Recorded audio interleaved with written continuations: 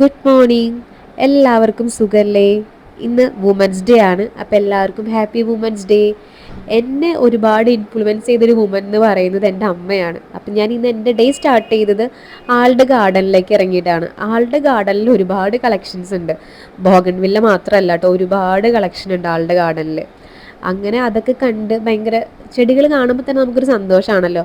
അങ്ങനെ day start ചെയ്തു. ഇന്ന് സൺഡേ ആയതുകൊണ്ട് പള്ളി പോകാനാണ് ഞാൻ ഫസ്റ്റ് റെഡി ആവുന്നത്.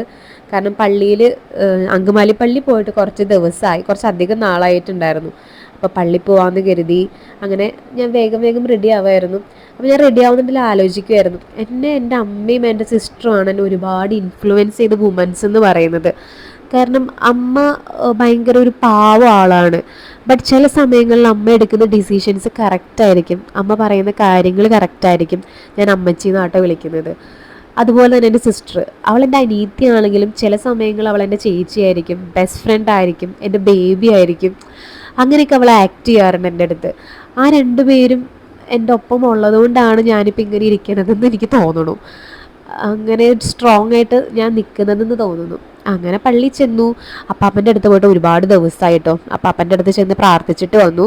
ഇന്ന് വുമൻസ് ഡേ ആയതുകൊണ്ട് പള്ളിയിൽ ഒരു ഫെസ്റ്റ് നടക്കുന്നുണ്ട്. ഫുൾ വീഡിയോ ഞാൻ എടുത്തില്ല കേട്ടോ. കുറേ സാരീസ് ഞാൻ കണ്ടു അവിടെ, കുറേ ഹാൻഡ് പിക്ഡ് സാരീസ്, പിന്നെ അച്ചാറുകൾ, അങ്ങനെ നമുക്ക് വേണ്ട ഒരു ഓൾമോസ്റ്റ് കുറേ ഐറ്റംസ് ഞാൻ അവിടെ കണ്ടു. ഫുള്ള് ഞാൻ എടുത്തില്ല കേട്ടോ, ഞാൻ വേഗം പോന്നു.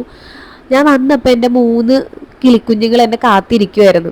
അപ്പോഴാണ് ഞാൻ ആലോചിച്ചത്, എന്നെ കഴിഞ്ഞ ദിവസം ബാങ്കിൽ ചേച്ചി വിഷ് ചെയ്തത്, നീ 3 കുഞ്ഞുങ്ങൾക്ക് അമ്മയല്ലേ, നിന്നെയാണ് ഞാൻ 3 പെൺകുട്ടികളുടെ അമ്മയല്ലേ, അപ്പം ഞാൻ നിന്നെയാണ് വുമൻസ് ഡേ വിഷ് ചെയ്യേണ്ടതെന്ന്. ഞാൻ ഭയങ്കര പ്രൗഡാണ് ആ കാര്യത്തിൽ. അപ്പോൾ എല്ലാവർക്കും ഹാവ് എ നൈസ് ഡേ.